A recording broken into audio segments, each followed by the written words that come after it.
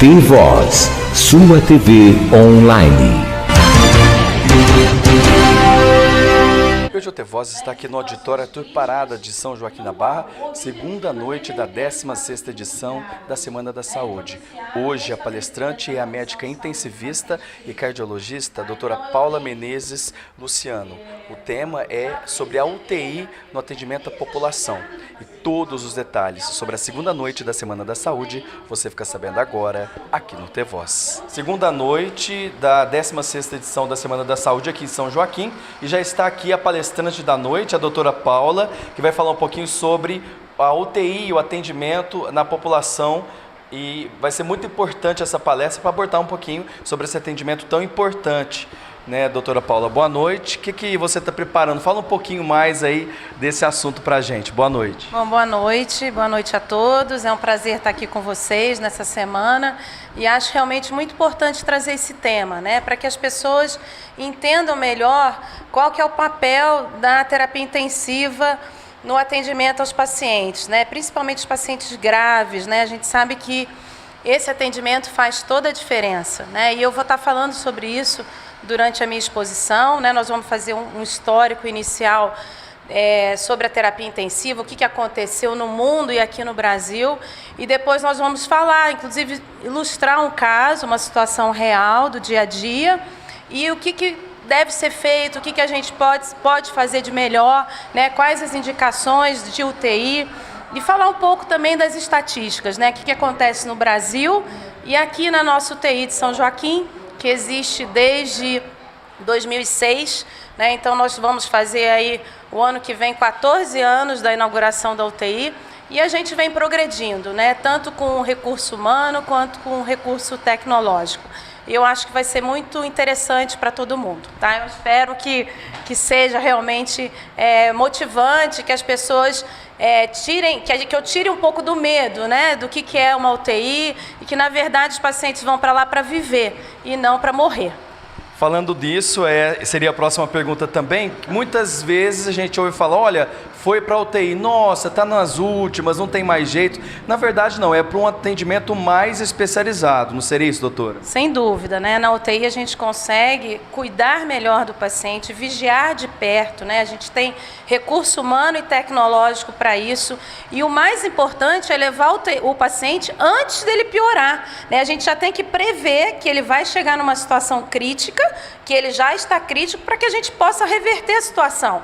Não adianta chegar, por exemplo, após uma parada cardíaca, numa situação que o paciente ficou internado, por exemplo, 2, 3 dias no hospital, e aí muitas vezes a chance dele realmente é muito pequena, tá? Então a gente tem que trabalhar nesse sentido, não só aqui em São Joaquim da Barra, quanto na região e no Brasil inteiro, tá? Porque isso realmente é uma filosofia que existe, mas que está totalmente errada. A gente tem que buscar o paciente que tem a chance de sobreviver e levar ele rápido para a UTI. Agora, para a gente encerrar, estamos aí na 16ª edição da Semana da Saúde. Muito importante, né, essa semana para debater esses temas sobre saúde, sobre qualidade de vida, superação, muito importante, né, sobre a promoção da saúde também, né? Sem dúvida, né? Eu falo o seguinte, sempre eu falo isso, né, que na UTI, na verdade, a gente trata lá da ponta do iceberg, né? Tudo que é feito errado antes vai culminar lá na UTI, né? Então vocês vão ver nas estatísticas, né, que a maioria dos nossos pacientes tem o quê? Tem hipertensão, tem diabetes, são obesos, né? Tiveram uma vida aí desregrada e por isso eles vão parar na UTI, né? Então eu falo sempre para os acompanhantes, para os pacientes, olha gente, é difícil ter atleta aqui.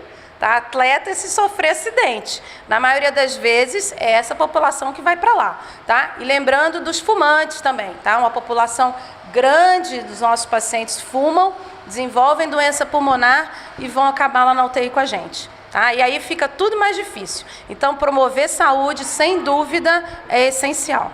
Parabéns, doutora, sucesso, tá bom? Obrigada. Obrigada e espero que todos aproveitem a semana.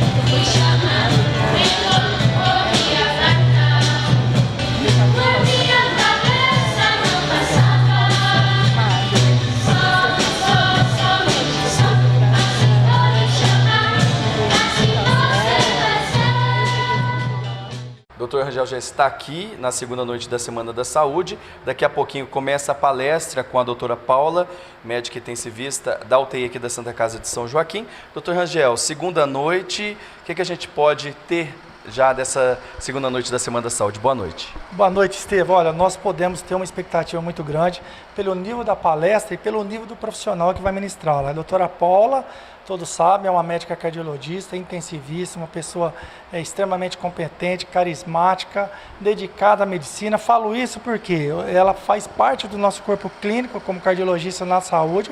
E nós sabemos que a demanda e o anseio por passar por ela é imenso. Então, a pessoa, quando se dedica, tem um carinho, tem um amor pela profissão e, acima de tudo, tem conhecimento, eu tenho certeza que ela tem de tudo para passar alguma experiência, para as pessoas que estiverem presentes. E isso é bom, ela vir desmistificar o UTI, porque a gente tem uma ideia assim, a pessoa está no UTI, está no leito da morte. E, na verdade, ela vai passar o que isso não é verdade. A UTI, na verdade, ela precisa, é um lugar onde as pessoas precisam de um trato, de um cuidado especial, de uma atenção, de um monitoramento. E nem em todos os casos a pessoa está no UTI aguardando a morte. Então, é uma palestra que eu estou ansioso, eu e tenho certeza as pessoas que estão presentes, e com certeza será uma das palestras mais enriquecedoras do nosso conhecimento dessa 16ª Semana da Saúde. Rangel, e o convite fica para a população também até na sexta-feira, dia 8 de novembro, aqui no Auditório Arthur Parada, a partir das 19h30, as outras palestras também que serão realizadas aqui na Semana da Saúde, né? Sim, amanhã nós teremos o médico cardiologista, o Dr. Crésio Vaz. Quinta-feira, uma palestra também muito interessante, eu e a Aline, nós pensamos nessa palestra, trazer a doutora Juliana, que essa médica é uma médica que cuida de cuidados paliativos, de pessoas que realmente não tem como reverter o quadro clínico, que infelizmente estão aguardando aí o leito da morte, diferente da UTI. Então é uma palestra que a UTI nem sempre é esse quadro. Então é uma palestra muito interessante, então também nós estamos ansiosos por ela. E na sexta-feira, uma palestra de superação, adaptação, que é da Camille, que é aquela nadadora paralímpica que teve a sua perna amputada. Hoje, além de nadadora paralímpica, também faz parte do corpo de balé aqui da abertura do Fantástico. Então é uma semana muito boa.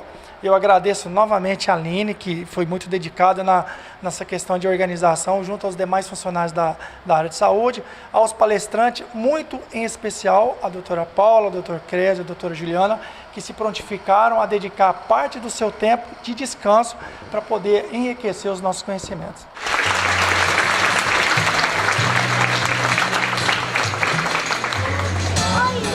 Olá, boa noite a todos.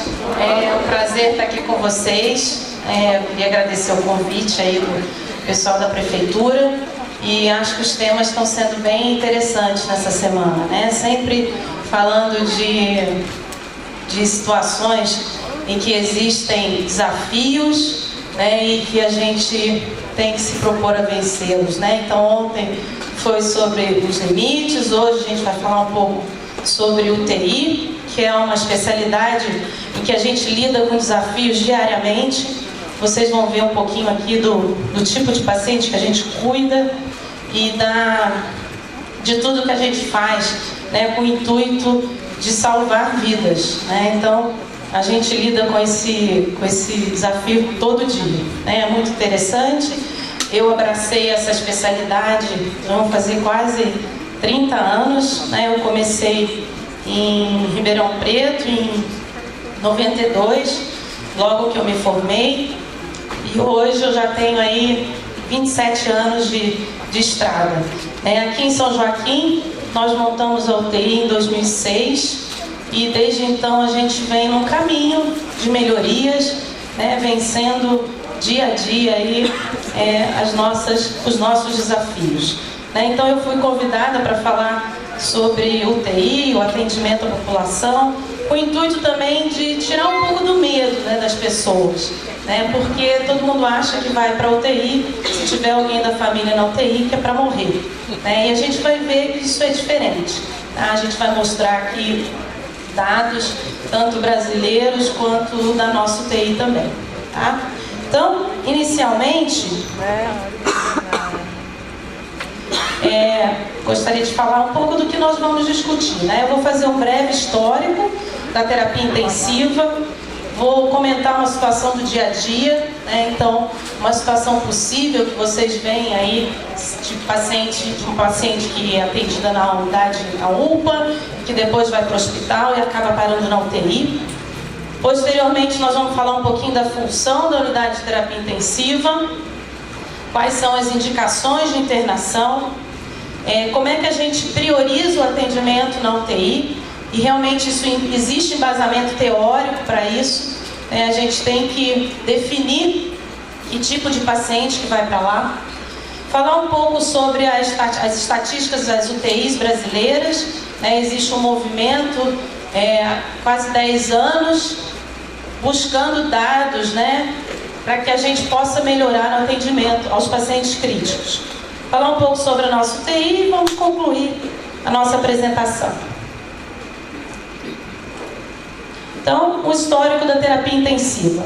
A terapia intensiva começou, gente, com uma enfermeira, tá? Então, isso é muito interessante, né? Isso no século XIX, 1854, essa pessoa aqui, que era a enfermeira, uma enfermeira inglesa, né? E que convocou 30 outras enfermeiras para irem participar, né, do cuidado dos soldados na Guerra da Crimeia, né? A Guerra da Crimeia lá na Rússia, que envolvia Inglaterra, França, Turquia contra a Rússia, né? E o que eles viram? O que ela percebeu, né? Que a partir do momento que ela colocava os soldados numa sala e que ela cuidava deles mais de perto, também durante a noite, por isso que ela é chamada da Dama da Lâmpada, que houve uma queda de mortalidade com isso. Então, só o fato de cuidar, vigiar, ficar de perto, isso já teve impacto na mortalidade desses soldados.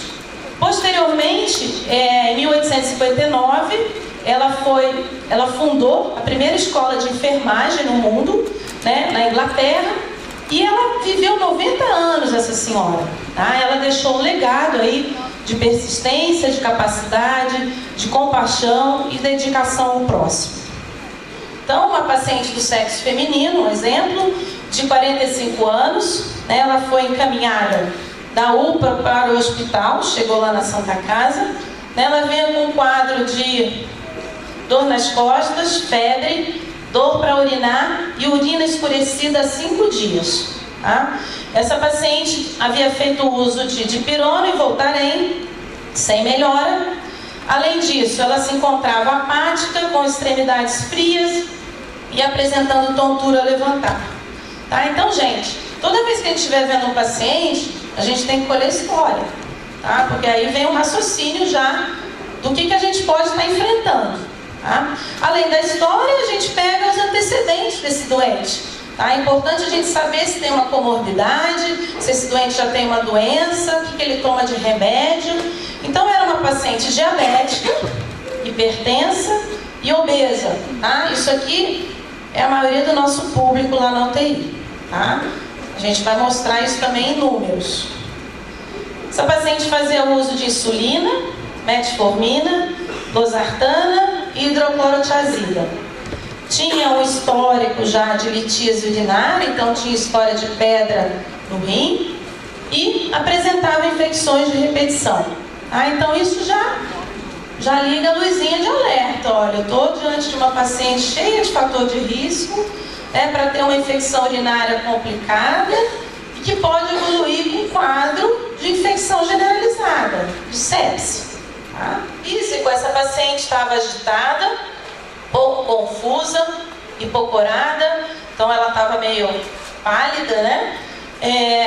Desidratada, com o coração acelerado, taquicárdica, respirando rápido, taquipneica, febril, acianótica e alictérica.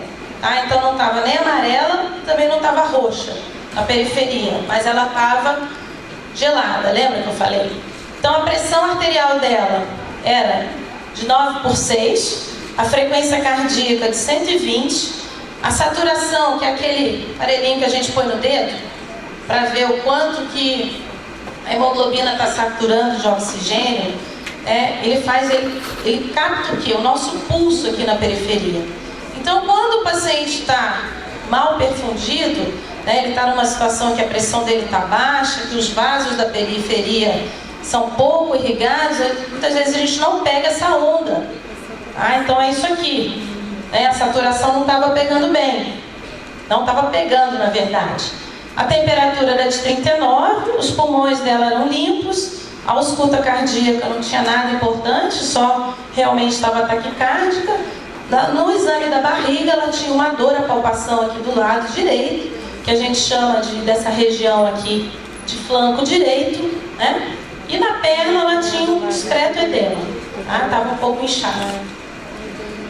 Bom, diante desse quadro, gente, foram várias dicas aí, né?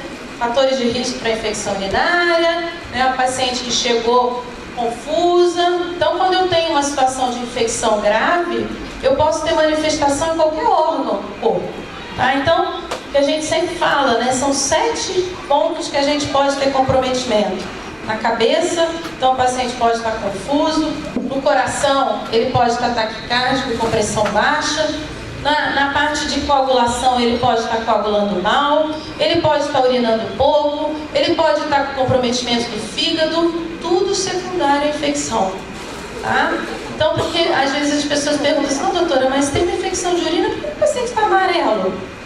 Por que ele ficou equitérico? Porque pode haver um comprometimento conjunto com comprometimento hepático do fígado, tá? Então, em vigência de uma infecção grave, gente, a gente pode encontrar de tudo, tá? Então, quando a gente pega um paciente desse, obrigatoriamente a gente tem que fazer uma avaliação geral dele. Bom, então a hipótese diagnóstica foi de uma pielonefrite aguda. Pielonefrite aguda, quando a gente fala, é uma infecção